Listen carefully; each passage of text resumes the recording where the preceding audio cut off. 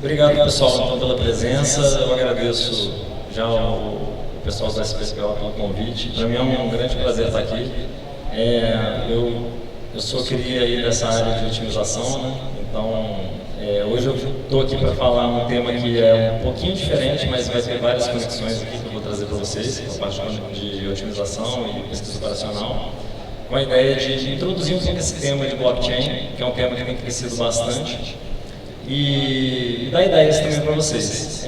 Eu assumi que vocês, assim, eu perguntei para algumas pessoas, eu vi que normalmente as pessoas conhecem blockchain um pouco mais por alto, então eu vou ter uma parte mais introdutória aqui, né, explicando assim, o mundo da blockchain, como é que funciona.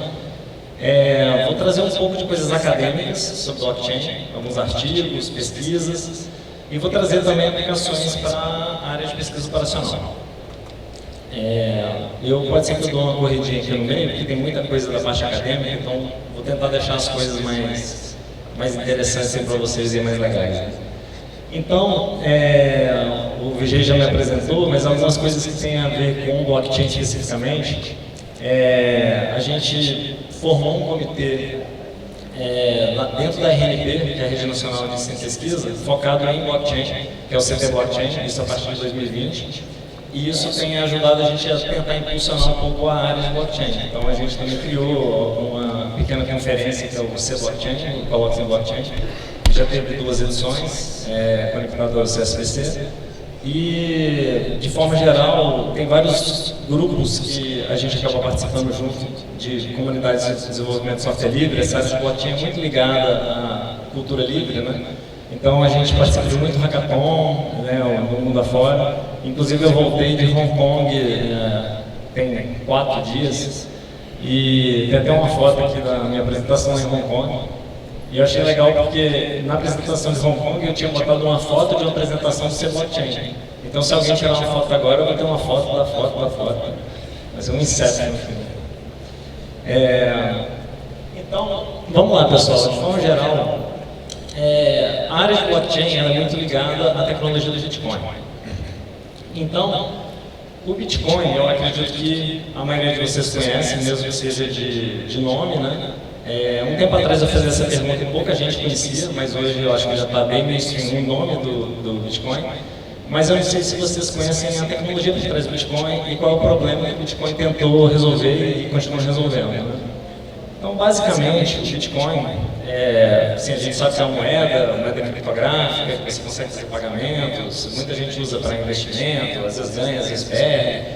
Mas, fora essa questão, ele tentou resolver um problema tecnológico muito difícil, que é o problema do gasto duplo. Então, na época que o Bitcoin foi proposto pelo Satoshi Nakamoto, que a gente não sabe se é um grupo de pesquisa, se é uma pessoa, isso aí está aí perdido aí no anonimato, ele criou uma tecnologia capaz de distribuir mensagens em uma rede de maneira segura. Então, assim, essa questão da segurança é muito forte no mundo da blockchain. Então, a gente costuma usar muito redes tipo torrent, redes peer-to-peer, em que você sai enviando e evitando ao máximo os pontos centrais de falha. Inclusive, o interessante do Bitcoin é que desde quando ele foi proposto em 2008, a rede nunca parou. Então, é o maior uptime que a gente tem no mundo, porque não teve nenhum tempo de manutenção desde 2008 até hoje. Então, assim, não tem como destruir a rede do Bitcoin. E a força da rede é exatamente isso. Então, a rede é altamente descentralizada. A gente usa muito essa palavra de descentralização, mais com o intuito de proteção, segurança, né? E também tem algumas conotações, às vezes, até um pouco política, um pouco criptoanarquista, assim, né? Não, somos contra tudo, contra o governo, contra sei lá. Mas, assim, tem pessoas de todo tipo nessa comunidade. Então, tecnologicamente é isso. Então, é um protocolo que usa uma cadeia de blocos para representar informações de uma maneira imutável, ninguém consegue alterar aquilo e ninguém consegue destruir também essa rede. Eu coloquei aqui só um exemplo motivador muito rápido, né? Como é que o Bitcoin faz para gerar dinheiro, né? Então tem um processo que é um processo de mineração, que a gente chama de Proof of Work, né? Que ele usa técnicas criptográficas, né? Então eu só coloquei aqui uma mensagenzinha aqui, meio que a gente não consegue ler, né? Isso aqui é puramente didático, né? Então, as pessoas costumam atribuir essa questão de ver um monte de hash, né, que a gente chama de hash, aqueles números estranhos, quando você está no meio do Bitcoin, você acaba se deparando com essas coisas, né? O que significa isso, né? Então, assim, historicamente a gente teve, né, a humanidade precisou de transmitir informações de forma segura, e a gente tem essa coisa muito antiga que é a cifra de César, né? Que era uma forma que milhares de anos atrás era feita para transmitir mensagem. Isso aqui é uma coisa muito fácil de quebrar, porque o que é a cifra de César? Vocês, acho que alguns de vocês devem conhecer, é uma coisa que a gente faz até de brincadeirinha de escola, assim, você pega um caractere e troca por 5 caracteres à frente. Então o A vai virar um E, o B vai virar um F. Então, com computadores, a gente consegue fazer uma força bruta muito fácil para detectar padrões. Porque, por exemplo, no português, né, a gente vai usar muitas letras mais do que outras letras. Você vai ter muito mais A, muito mais E, vogais, né? E você vai ter poucos X, poucas consoantes. Então, se você olha um padrão e enxerga lá, olha, o cara está usando um monte de X. Ah, então esse X deve ser o A. Então, é muito fácil com computadores você quebrar isso. Então, assim, a gente consegue deduzir que isso aqui é esse texto bonitinho aqui da Wikipedia, aqui, né? Raposa, ligeira. Ou seja, isso não é uma segurança real para a gente que vive agora, né, no século XXI. Né? Então, a gente tem computadores. Naquela época não tinha computador. Então, na mão é difícil você fazer. Né? Inclusive, até na Segunda Guerra Mundial, a gente sofreu um pouco com isso. A gente teve alguns avanços criptográficos importantes, né, para quebrar a máquina lá do Enigma, que era a tecnologia lá dos alemães. Então, sem computadores, tudo parecia mais seguro. Só que hoje, com computadores, a gente tem um desafio muito maior em tornar as coisas realmente seguras. Porque a gente sabe que qualquer coisa pode ser quebrada por alguém com um supercomputador em algum lugar do mundo, né? Então, o contexto da tecnologia de blockchain é um pouco isso, de segurança. Né? Então, tudo que se faz é muito ligado a essa área de segurança. Então, já dando um exemplo concreto, depois vocês podem ler com calma. Então esse aqui é uma curva elíptica que é usada para a segurança do Bitcoin, que é a curva elíptica de 256 bits, tem aqui um desenhozinho bonitinho de uma versão 2D dela, né? Então tem uns tutoriais também para quem quiser entender melhor. Mas basicamente isso é uma segurança agora real, isso não é uma segurança de realmente qualquer pessoa consegue quebrar. Para você quebrar isso aqui você teria que tentar 2 elevado a 256 vezes com computadores clássicos. Então, é uma segurança muito boa para o mundo de hoje, mas a gente está entrando aí numa situação de computação quântica, então a gente está sendo ameaçado porque a gente ainda não tem ainda uma boa solução para resolver isso. Hoje, quando vocês entram num site que tem um cadeadinho lá de segurança digital, provavelmente ele está usando uma curva elíptica, uma RSA, uma coisa do tipo. E tudo isso é um pouco suscetível a ataques de computador quântico. Então, eu coloquei aqui um artigo também de um grupo do Microsoft Research, mas também tem brasileiros da USP aqui no grupo, então achei legal, que tem um algoritmo que eles chamam de QTesla, que ele participa da competição do NIST de padronização de algoritmos que vão sobreviver a ataques quânticos. Então, eu achei muito legal de ter brasileiros assim nesse grupo. E o legal também desse QTesla é que ele é um algoritmo que é baseado em um problema de otimização, né? Ring Learning with Errors. Então, na medida que a computação clássica pode ameaçar, quer dizer, não consegue ameaçar essas curvas elípticas, ficar mais a quântica talvez sim, a gente se abriga em quê? Em problemas NP difíceis, né? Porque a gente sabe que esses problemas de otimização NP difíceis, nem computação quântica vai poder resolver. Então, isso aqui fica como um incentivo para vocês, se vocês quiserem pesquisar novas estratégias de proteção pós-quântica. Isso pode ser bastante útil que a gente ainda não tem. A competição do nicho ela chegou no round 3 já com 3 candidatos, porque o Tesla não é um deles, mas no futuro a gente vai precisar de muito mais alternativas. Então fica aí para vocês descobrirem essa solução para a gente. Por enquanto a gente depende de segurança clássica. No Bitcoin tem um tópico muito importante que é a questão de consenso. Então, como é que o Bitcoin faz para evoluir a rede dele? A rede do Bitcoin ela é baseada em um consenso que a gente chama de consenso econômico, né, de prova de trabalho, em que cada maquininha daquela tem que ficar gerando aqueles números estranhos lá que a gente chama de hashes, que gastam muita energia elétrica. Então você tem um impacto elétrico enorme, mas isso dá uma segurança gigante para a rede, porque você sabe que é muito difícil alguém ter o dinheiro para competir com toda uma rede que já gasta sei lá quantos megawatts de energia. Então a segurança da rede é baseada nessa força elétrica que ela exige, né? Mas isso, assim, isso não é prático para várias coisas, porque isso tem um custo enorme, isso tem uma segurança enorme, mas um custo enorme. Então no Bitcoin, como ninguém é dono da rede, você pode ter o que a gente chama de ataque de 50% mais um. Quem tiver 50% da rede mais um ali de arredondamento, né, ele pode ser dono da rede. Porque o primeiro a descobrir um hash do próximo bloco, cada bloco tem um número, então se a pessoa conseguir descobrir aquele númerozinho que é correspondente de acordo com o protocolo com o próximo bloco, e é muito difícil de achar esse número, essa pessoa vai ganhar uma remuneração.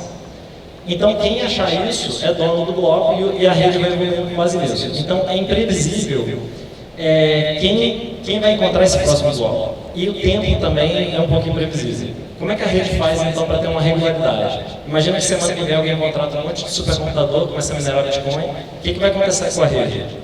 A rede vai ficar mais rápida, porque você vai ter mais gente achando mais hashes muito mais rápido.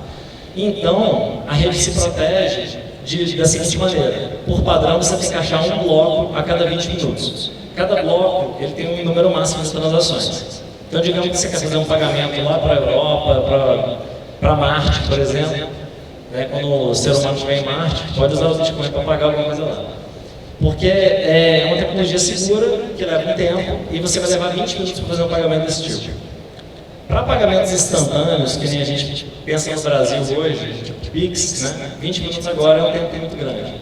Mas para pagamentos internacionais é um tempo ainda razoável, e principalmente para pagamentos de maior valor. Quero transferir $1 bilhão. Beleza, você pode... Com 20 minutos você transfere $1 bilhão. Se você quiser transferir $1, também você vai levar 20 minutos. Você vai pagar uma taxa que provavelmente vai ser maior do que $1. Então, pagar o cafezinho em Bitcoin não é muito viável. Por isso que existem outras tecnologias de blockchain, eu vou mostrar aqui para vocês. E principalmente quando a gente chega no contexto empresarial, no contexto de utilizar a tecnologia para resolver problemas, a gente não quer também ficar pagando, né, para cada coisinha. A gente precisa de uma coisa rápida, precisa de uma coisa eficiente, de uma coisa segura. Então, esse consenso do Bitcoin, ele pode acontecer forks, então, ou seja, a rede pode se fracionar a qualquer momento e existir várias redes de Bitcoin. E quem ganha é quem tem mais blocos. Então, quem for a pessoa que tiver mais força vai ser dona da rede. Teve uma mudança, então, bastante interessante para a gente que é da comunidade blockchain, a partir de 2014, que outras tecnologias surgiram, como o NEO e o Ethereum. E essas redes tentaram melhorar o Bitcoin em alguns aspectos. É muito difícil ganhar no Bitcoin na questão de segurança, porque ele é o mais descentralizado possível, então a gente acaba perdendo nisso. Mas, por outro lado, essas redes tentam trazer um pouco mais de escalabilidade. Ou seja, tenta ser mais rápido do que os 20 minutos do Bitcoin e trazer outras vantagens, como, por exemplo, a possibilidade de programar a rede. Então, essas redes novas, elas permitem programação. Então, por exemplo, você quer fazer uma calculadora e pegar essa calculadora e implantar na rede do Bitcoin. Você até consegue fazer isso. Vai ser a calculadora mais cara do mundo, mas vai ser a calculadora mais segura do mundo. Então você pode botar um código que faz uma continha e todos os nós da rede do Bitcoin, que são milhares, vão calcular aquela mesma conta e vão verificar aquele resultado. Então, isso é muito caro, mas é muito seguro. Só que o Bitcoin não permite, por exemplo, você fazer laços de repetição e coisas mais complexas. Então essas redes trouxeram essa possibilidade. Então até botei a figurinha aqui do Turing também, né, em referência aqui ao Turing completo, para quem não está acostumado com a nomenclatura, né? Então são códigos arbitrários. Quer dizer que essas redes você pode programar qualquer coisa. quero fazer um algoritmo de otimização rodando dentro dessa rede. Você consegue fazer isso. Vai ser super seguro, né, e super lento, mas seguro. Então está com o símbolozinho do NIL e do Ethereum. Então, entrando um pouco na parte da pesquisa, o que é interessante com essas novas redes, como o NIL e o Ethereum? Inclusive, a conferência que eu estava era a conferência global do NIL, em Hong Kong. Um ponto bastante interessante é que a pesquisa acadêmica é fundamental para a área de blockchain. Então, quem cria novas redes, novas tecnologias, normalmente está sempre conectado com alguém da academia. Então, não é uma coisa que surge muito assim, avulsamente da academia, porque a gente demanda tecnologia para criar novas coisas. E muito desse conteúdo você não vai achar artigo. Então, a maioria disso você vai achar um white paper que alguém escreveu no máximo, ou talvez um post na internet. Né? Então, tem muita coisa em literatura cinzenta. Então, um dos desafios que a gente tem para acompanhar é ler esse tipo de material menos estruturado. Muita coisa também não passa peer review, né? Então as pessoas aí acham que descobriram alguma coisa e é o problema de não ter o peer review, que a gente sabe. Então publica aquilo, diz que é maravilhoso, mas semana que vem nada daquilo funciona. E aí as pessoas já compraram lá um certo token que já vale assim, quanto milhões e depois não vale nada. Então essa questão de competição bastante intensa, né? Então é difícil de acompanhar, porque são muitos projetos, né? Então tem sempre alguém perguntando, o que você acha desse projetinho aqui? Inclusive, até já fazer uma pequena enquete aí, eu vou chegar ainda numa parte de aplicação que a gente chama de NFT, mas alguém já chegou a comprar alguma coisa? Se bem que falar de NFT hoje em dia é até difícil depois que o negócio ficou embaixo, né? Acho que ninguém vai querer levantar a mão. Mas assim, quando estava em alta, né, eu vou até botar uma notícia aqui de uns 2 anos atrás, é impressionante, assim. Na realidade tem ciclos, né? Quando isso está em alta, é impressionante, assim. Tem todo mundo perguntar, todo mundo quer saber. Aí o negócio está embaixo, depois morre, né? Falando, não, isso aí não é útil para nada e tal. Mas o legal disso é que a gente está falando aqui também de coisas tecnológicas. A aplicação tecnológica da blockchain ela é inegável, né, por vários aspectos que eu vou colocar aqui. Então, assim, isso aí não morre com o valor do Bitcoin para alto ou baixo. Isso aí para nós é indiferente. Então, assim, aplicar esses conhecimentos novos, né, não são... É bem difícil, né? Até para quem está na área de pesquisa, né? A gente tem que entender de muita coisa diferente, é uma coisa meio interdisciplinar. Então, assim, quando você começa a programar no blockchain, você fala, pô, eu só queria fazer uma aplicação,zinha. Aí você tem que saber um pouco de segurança, um pouco de rede. Às vezes você está falando de hash, está falando de um monte de coisa. Então, esse é um pouco do desafio que eu tento trazer para vocês e mostrar algumas plataformas que a gente também desenvolveu para ensino em blockchain. Então, uma alternativa ao consenso do Bitcoin é esse consenso que a gente chama de consenso baseado em BFT, que é consenso bizantino. Então a gente tem um problema bastante antigo que o Lamport trouxe para a gente, que é o problema dos generais bizantinos, em 82. Eu já vou colocar uma figurinha aqui para motivar ele. Basicamente é um problema em que você tem pessoas que não se confiam e que querem coordenar um ataque. Você tem lá 4 generais que querem atacar e você sabe que um deles pode ser mentiroso, mas você não sabe qual. E a pergunta que a gente faz é, como é que a gente faz para coordenar, né, todo esse ataque, resistindo a algumas falhas que a gente chama de bizantina. Bizantino para a gente é um elemento malvado, é um elemento que funciona mal, ele faz tudo para prejudicar o funcionamento da rede. Então, esse elemento pode te falar, vamos lá agora, você manda uma mensagem, né, segura entre eles, ele tenta falsificar a mensagem, ele diz que o outro falou uma coisa que não falou, então ele faz de tudo para estragar a rede. Então o Lamport estudou esse problema e concluiu que a gente precisa de um certo número de elementos bons para contrastar com uma quantidade de elementos ruins. Então eu coloco aqui também de uma outra maneira, né? Digamos que vocês estão fazendo uma festa aí com seus amigos e aí vocês têm 2 amigos que sabem que são bizantinos, né? Você tem 2 amigos que você não confia, mas você não sabe quais, né? Quantos amigos você pode chamar para uma festa em um dia chuvoso, em que você tem atraso, né? Quantos você precisa para tomar uma decisão importante, né? Se você for chamar 2, você sabe que os 2 vão vir, os 2 podem ser os mentirosos e pronto, eles vão te falar isso aí, pula do buraco, você vai pular. Aí falar, vou chamar 3. Só que se você chamar 3, o bom vai ser a minoria, né? Mas se você chamar 4, você vai ter um empate e você não tem como resolver. E se você chamar 5, será que você resolve, né, o problema? Porque aí se você chama 5, você pode esperar, né, os elementos chegarem, mas eles podem faltar e não ir. Né? Então, porque é o dia chuvoso, ele pode se atrasar e fingir que está com problema e não vai, só para você não tomar decisão. E se chegar aos 3, você não sabe se os 2 que chegaram são os ruins ou são os bons. Porque os bons podem ter se atrasado. Então, na prática, já dando uma resposta aqui, né, então a gente precisa de 7 para tomar decisão. Isso é um número mágico que corresponde aí a 66% dos números totais, né, da rede. Então a gente tem esse número mágico para todo lado, que é 3F mais 1. E é matematicamente impossível a gente fazer uma coisa segura com menos do que isso. Então essa segurança ela é um pouco mais alta do que a do Bitcoin, de 50%, o que é ruim, porque a gente demora um pouco mais para tomar decisão. Mas a vantagem do consenso bizantino é que a gente não precisa de prova de trabalho. Você não precisa de máquinas ficar minerando, gastando, né, toneladas de energia para você tomar uma decisão. Então, a gente tem então assim possibilidade, né, FLP, né, do Fisher-Patterson, então, ou seja, a princípio seria impossível fazer um algoritmo que funcionasse com atraso de rede e que resolvesse esse problema com 3F mais 1, mas felizmente a gente tem o trabalho de Miguel Castro e Bárbara Liskov em 99 que conseguiram fazer um algoritmo para isso. E esse algoritmo que chama PBFT, ele é a base de todos os algoritmos de consenso existentes hoje, né, resistentes ao ataque bizantino. Então, só mostrando um pouco, dando uma visão geral da rede para vocês como é que funciona. Você é um usuário na rede e você quer interagir com a rede. Você quer fazer uma operação nessa rede. Imagina que a rede é uma calculadora e você quer realmente, sei lá, multiplicar 2 números.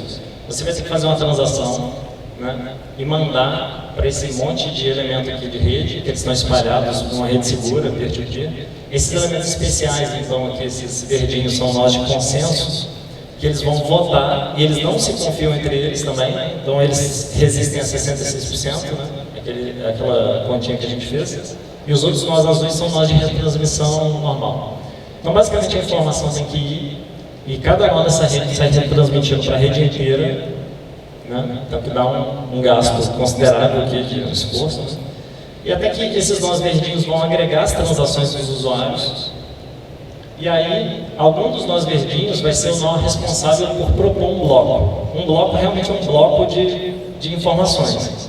Né? E isso aí é feito periodicamente, a gente não precisa de fazer isso a cada 20 minutos, a gente consegue fazer mais rápido, tipo 10 segundos, por exemplo, em uma rede global, o que é muito bom, muito melhor do que o Bitcoin. E aí esse nó vai formatar esse monte de transação e falar, esse usuário tal pediu isso, ele assinou criptograficamente usando aquela curva elíptica que a gente viu, né? E aí essa informação vai ser fechada e retransmitida para os outros validarem. A partir do momento que todos os blocos validam aquela informação, todos os nós de consenso validam aquilo, o usuário realmente tem a confiança de que essa informação é correta. E isso leva aproximadamente 10 segundos. Hoje, as redes mais rápidas estão conseguindo fazer isso em 3 segundos, todo esse processo, de forma global. E a meta disso é chegar em, digamos assim, competir com a Visa, porque a Visa consegue fazer 100 mil transações por segundo. O Bitcoin faz coisa de 2, 3, 4 transações por segundo, que é uma coisa ridiculamente lenta em relação à Visa.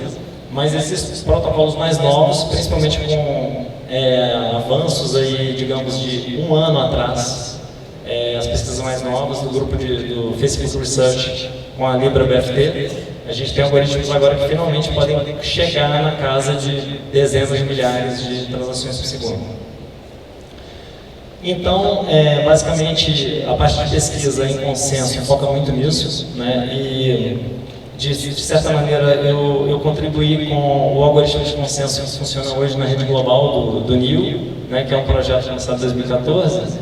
E hoje o algoritmo que funciona, né, que está lá, que não para nunca e já tem anos que está lá, eu sou uma das pessoas que ajudou a manter ele, quer dizer, tornar ele, resolver uns probleminhas que ele tinha para ele ficar do jeito que é. E a gente busca melhorias, né? Então, como eu falei para vocês, existem pesquisas de incorporar grafos direcionados a cíclicos para substituir aquela camada de peer-to-peer, que eu falei para vocês. E isso pode tentar trazer um nível de transação por segundo do nível de Facebook, né? Do nível de pagamento instantâneo, tipo Visa, Mastercard, etc. Então tem aqui, eu tenho um artigo Essa parte agora vai ter vários artigos, então alguns desenhos bonitinhos. Tipo esse aqui, então esse é um artigo que a gente fez em 2020, que mostra como esse processo de comunicação de nós de consenso evolui no tempo, né? Então aqui você tem 4 nós de consenso e eles vão trocando várias mensagens e várias coisas vão dando errado, porque eles se atrasam, porque eles faltam, porque tem todos aqueles problemas que a gente colocou. E é interessante porque o nó bizantino que eu falei para vocês, a gente pensa em um elemento intencionalmente malvado, mas na realidade, na prática, as coisas falham. Então a gente quer basicamente ser tolerante à falha, porque tudo falha realmente. Então, como é que a gente fez para provar que esse algoritmo está correto?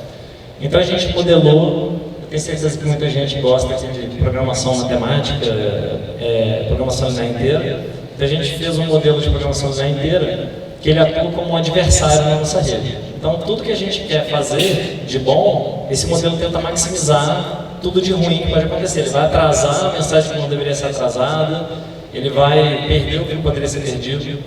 E o nosso algoritmo tem que ser capaz de finalizar corretamente, mesmo com um adversário que maximize, né, ao ótimo aquilo ali. Isso é uma alternativa, então, a soluções baseadas em lógica, que são mais bonitinhas do ponto de vista teórico. Você pode usar arcabouço lógico para provar realmente a corretude do algoritmo. Mas dessa maneira que é empírica, a gente consegue fazer muito mais rápido mudanças no algoritmo e testes. Então a gente consegue modelar isso bastante rápido e ver se está certo a mudança no algoritmo de consenso. Então tem um modelo matemático aqui, então assim, esse QR Code é o mesmo do anterior aí. Depois vocês podem pegar nos slides. Então tem todo um modelo matemático para quem gosta de parte MIP. Então para quem gosta também só da parte puramente MIP, né? Esse modelo ele cresce muito rápido, né? Então a gente tem variáveis, 17 milhões de variáveis não zero, isso para um modelo bastante pequeno. Esse é o modelo do DBFT2, que é o modelo que roda atualmente na rede do Neon. E esse aqui é um modelo com poucos nós de consenso, como 19, e esse 25 que é o espaço de tempo. A gente está simulando como se fosse 25 segundos de execução. Na prática, isso é muito pouco. O ideal é que a gente pudesse simular um algoritmo de consenso com 100 nós de consenso e com um tempo bastante grande. Isso seria impossível. Mas, assim, para fins meramente básicos, para a gente ter alguma segurança, isso aqui já é bastante útil, né? Então a gente consegue, mesmo para casos pequenos, provar que o algoritmo funciona. Então hoje isso aí é o que a gente tem para garantir a corretude do algoritmo. Uma outra maneira também de provar que o algoritmo está correto é modelar ele e testar ele com a gente chama de máquina de SMR, State Machine Replication, né? Máquinas de estados replicados. Então a gente fez uma biblioteca também, que ela é implementada em C++ e Go, usando o framework do Google, o gRPC, esse framework de comunicação, em que a gente consegue modelar um processo descentralizado em multilinguagem, porque uma forma também de dar segurança à rede é você implementar em várias linguagens de programação, porque o programador comete um erro em C++, talvez ele não cometa o mesmo erro em Go, né, e cada nó de consenso tem uma tecnologia diferente, de forma que seja realmente indestrutível a rede. Né? Então, basicamente, o que a gente faz é montar um gráficozinho desse tipo aqui de estados, em que cada estado do consenso vai evoluindo para um outro estado, e depois a gente pega isso e gera o código automaticamente, que é o código que é usado para o nó de consenso. Esse jeito é muito melhor, porque você consegue testar esse gráfico. Né? Se você só faz na mão, assim, é muito difícil de testar. Então, do ponto de vista de engenharia de software, isso é mais fácil de testar e garantir que está correto também. E, finalmente, tem outro trabalho que a gente fez em parceria com a equipe de pesquisa do Neon. Tem um pesquisador que é o Wang Yangshan, ele esteve aqui no Brasil também algumas vezes, que são possibilidades de melhorias em cima do DBFT. Então a gente tem também um outro artigo que discute várias possibilidades de melhoria. E isso também é uma coisa bastante difícil, porque, lembrando para vocês que isso é feito em cima do PBFT, que é o algoritmo da Barbara Liskov, né, que foi super difícil de trazer para a prática, e já opera no limite da matemática, de que o máximo possível é 66%. Então a gente não consegue muito ganhar disso, mas a gente consegue melhorar algumas coisinhas ali, introduzindo algumas aleatoriedades no processo. Então, isso é uma coisa legal também para para entender, né, caso tenham curiosidade, né, nessa parte de consenso. Então tem mais alguns desenhos bonitinhos aí que não dá para explicar, mas pelo menos é coloridinho, né? Sai um pouco da frieza dos números. Beleza, então uma outra coisa legal que a gente fez, eu acho que essa aqui talvez seja a coisa mais bonitinha, é uma plataforma para você brincar com blockchain e ensinar os alunos. Então eu já estou na UF, né, a gente conseguiu finalmente oferecer curso de blockchain, assim, já sistematicamente já por 4 semestres, e tem tido bastante aluno, é bem legal. E a gente usa essa plataforma, está até hospedado aqui no próprio laboratório da UF, né, no laboratório de inteligência computacional, então a máquina lá para isso. E é uma plataforma que você consegue entrar nela e programar, né, usar a linguagem de programação comum, como por exemplo C# aqui, para fazer um contrato inteligente, que é um código que vai ser executado na blockchain, que essa blockchain é hospedada na UF, então, ou seja, basicamente você não vai pagar nada. Mas também essa rede que não tem segurança nenhuma, porque semana que vem o computador pode estragar e você vai perder. Então, mas isso é bom para aprender, né? Não é para você, se você realmente quiser fazer sei lá, quer montar uma plataforma de investimento totalmente descentralizada, como várias pessoas estão fazendo agora em DeFi, né? Você pode fazer e bota numa mainnet da vida do NIO ou do Ethereum, que vai ser indestrutível. Ninguém nunca vai estragar seu código, as suas regras que você especificar vão ficar lá para sempre. Mas para aprender isso aqui é bastante legal. Então ele gera também esses gráficos bonitinhos que a gente viu no slide anterior. Então isso é muito útil também para experimentar consenso. Entrando então na questão prática, né, a gente tem a maioria das aplicações da parte de blockchain, eu acho que a gente, quer dizer, o consenso da área de blockchain é que a gente está no começo da tecnologia. Então, quando surge uma nova aplicação, todo mundo celebra. Normalmente é quando vocês veem aquele crescimento exponencial, aí todo mundo empolgando com o blockchain porque surgiu alguma coisa.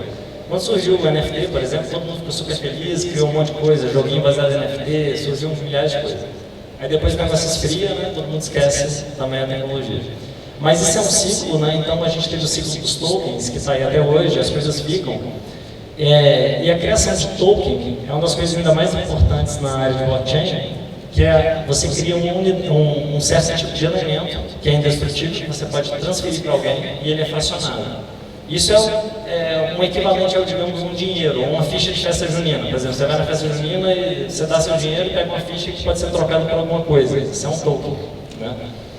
E aí a gente tem trabalhos, por exemplo, em tokenização de energia elétrica. Então você pode usar isso para representar, né, alguém botar uma placa solar, você tokeniza aquele valor equivalente de watts lá, você pode permitir, por exemplo, um vizinho vender energia para um outro vizinho, diretamente. Né?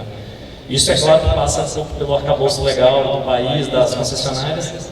Tem um exemplo muito grande lá nos Estados Unidos, a Brooklyn Microgrid, que eles fazem isso já há vários anos. Né? Então tem um condomínio em que as pessoas realmente conseguem produzir e vender ali internamente.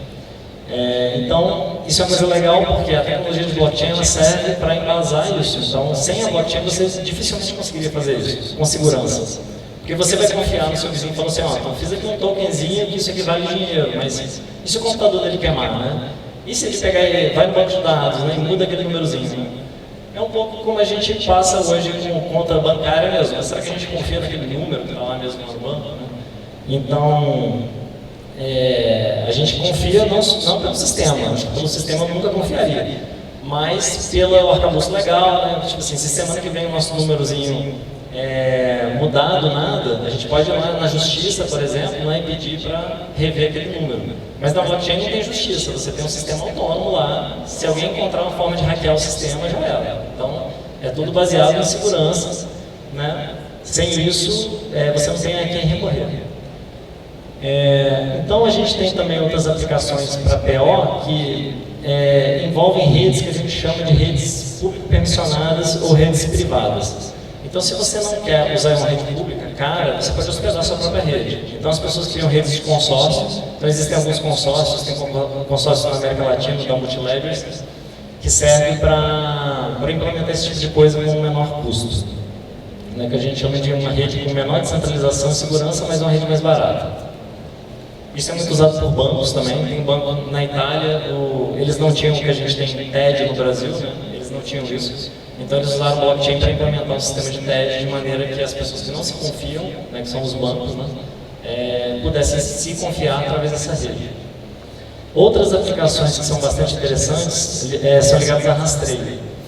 Rastreio de equipamentos elétricos. Você consegue dar um tagzinho para cada equipamento e saber onde ele está indo. Se ele der defeito, você sabe qual foi a empresa que realmente deu a manutenção, que criou, né, aquele equipamento. E isso é feito com redes permissionadas. Então, tem, por exemplo, usando a rede da IBM, que é a rede do Hyperledger. E também a gente está vendo um crescimento muito grande hoje na parte de indústria verde, né? Então, ou seja, você vai comprar um produto no supermercado, você quer saber a origem desse produto, né? Então, ou questões ambientais, por exemplo, né? Você chegou uma madeira, né? Será que essa madeira realmente é uma madeira, né, de plantio correto, né, de reflorestamento? Ou será que essa é uma madeira, né, ilegal? Então, a tokenização, usando blockchain, a gente consegue atribuir um númerozinho para isso, e não é um númerozinho que você pode mudar facilmente, né? Então, esse é o grande diferencial do blockchain. Então, essa parte de supply chain, né, de rastreio de produção, isso é uma coisa bastante comum e bem promissora na parte do blockchain. Recentemente, num supermercado, não vou citar o nome, lá em Niterói, eu comprei lá uma coisa que tinha um QR Code, falou, rastreia aqui a produção desse produto, né, para ver, né, como é que ele foi feito e tal. Eu falei, legal, vou ver, né. Li lá o QR Code, aí nada funcionava, né, não tinha nada ali. Então, a gente olha o marketing só para o QR Code, né, então, mas nada funciona. Então, aí eu percebi que ainda tem muito espaço para isso, né. Então, ainda no cotidiano, a gente realmente poder, né, verificar, né, se você vai comprar um ovo da galinha que é de gaiola, quer dizer, sem gaiola, uma galinha livre e tal. Aí, se você tokenizasse aquilo, se você tivesse um marcador único para aquilo, que você não pudesse fraudar, isso tem muito espaço para o consumidor, né? Então esse é um espaço que a gente reconhece que dá para crescer muito ainda. Tem a questão do NFT, que serve para tokenizar qualquer coisa. Então aqui tem um Tamagotchi, para quem viu isso em 96, né? A pessoa tinha um bichinho, você comprava um dispositivo, né, físico, que alimentava o bichinho, cuidava dele. Então a versão nova disso é o CryptoKitties em 2018, né, que foi o que trouxe, na realidade, o NFT para o mundo aí, da blockchain. Hoje tem muito mais joguinho do que o CryptoKitties. Mas basicamente permite você tokenizar uma coisa que é um ativo e não é fracionado. Então, por exemplo, se você vai tokenizar uma casa, né, se você vai tokenizar um carro, quando você vai transmitir, você não vai transmitir meia casa ou né, meio carro, não é igual uma moeda qualquer. Então, você tem um item único para cada elemento, né? Isso aqui, inclusive, eu participei um pouco dessa notícia que fizeram quando o NFT estava no auge, né, saiu na Folha de São Paulo. E foi bem interessante assim, essa entrevista, porque eles queriam saber de coisas, né, que, sei lá, naquela época estava muito no boom, né, e o pesquisador normalmente tem bastante cuidado com isso, né, porque a gente sabe que no momento o negócio está quente, semana que vem não está mais, e foi o que aconteceu. Né? Então, o título acabou saindo assim, né, se vale a pena comprar NFT, mas assim, resumo, não. Então, os conceitos de investimento é sempre assim, não tenha medo, né, e tal. A gente está aqui para falar de tecnologia, das coisas legais que a gente pode fazer, então, ou seja, tenho muito medo dessas coisas, né? Então só participe se você realmente tiver muita certeza. Então tem uns colegas que apresentaram isso recentemente, eu achei legal trazer aqui, uns colegas de Denver, que eles fizeram um que a gente chama de equivalente a NFT, mas para itens físicos, que é o NFI. Então eles estão tokenizando nos Estados Unidos itens como bolsas, sapatos, e isso aí isso já está funcionando, né? Então as pessoas podem realmente verificar que, por exemplo, você vai comprar a camisa de um atleta e o atleta, em vez de assinar a camisa, ele tokeniza, né, aquela camisa e assina um item, né, virtual, então ele não precisa realmente assinar fisicamente, ele pode assinar digitalmente, e aquele item tem mais valor. Então para itens de coleção, por exemplo, então isso aí é um mercado que está crescendo bastante. E aí, em vez de você colecionar um item virtual como um NFT, você pode colecionar um item real, tipo uma bolsa mesmo. E esse item pode realmente valorizar, né, à medida que, sei lá, sai numa novela, né, pensando aí no futuro. E isso é refletido no hash lá daquele item que você tem. Isso aqui até que essa foto não reproduziu muito bem o que é, eles fizeram vários murais lá em Denver, gigantes, e aí artistas fizeram pinturas, e cada pintura dessa tem um hashzinho também. Isso vai ficar lá por vários anos, tem um contrato de 20 anos com a cidade de Denver. Então, isso é bom para valorizar os artistas locais também. Então você pode, né, dar o reconhecimento para o artista. Normalmente o artista vai lá e grafita o nome dele, grafita o endereço dele lá no Instagram. Então isso aqui é uma coisa muito mais possível de você interagir com ele. Então tem plataformas, isso é padronizado, né? Então a gente é muito ligado à padronização. Esse aqui não tem padronização, mas assim, os anteriores têm númerozinhos de padronização para interoperabilidade entre vários blockchains. Finalmente, um último exemplo aqui, que é baseado em uso de blockchain para auditoria com robótica móvel, inspeção de barragens. No Brasil a gente sabe a situação da mineração, então você tem processos aí de inspeção, né, para isso. Então a gente teve um artigo recentemente aprovado que usa blockchain para guardar alguns dados de inspeção robótica, para se depois vier realmente a empresa de auditoria ali ver, você tem coisas ali que você não consegue mudar, você tem coisas que você consegue verificar se está certo ou errado através de um contrato inteligente. Né? Então você tem filtragens que você pode aplicar dentro da própria blockchain. Então você consegue trazer mais segurança para esse processo de auditoria. Né? E a gente usa uma tecnologia bastante nova que chama de Oráculos. Eu não tenho tempo para falar dela, mas é uma forma de você ter um código dentro da blockchain que interage com algo fora da blockchain. Então isso também é uma coisa bastante recente. Né? Então pesquisas novas também da área de blockchain estão focando nisso.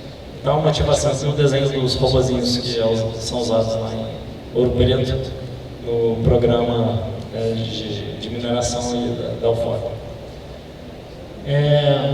Então, de forma geral, pessoal, é isso que eu queria trazer para vocês, né, algumas ideias gerais sobre a tecnologia, alguns desafios, algumas possibilidades. Tem muito mais coisa, por exemplo, que eu não falei aqui, como finança descentralizada, tem muita coisa legal acontecendo nessa área de DeFi, na área de ciência descentralizada. O VG falou de alguns projetos que a gente participa também, que está lá até no meu WhatsApp lá, mas a gente não vai ter tempo de falar aqui. Mas basicamente é uma coisa bastante interessante, desafiadora, difícil, assim, tecnologicamente falando, mas tem muita possibilidade. Então é um prazer estar aqui, e se tiverem perguntas, estamos aí para responder.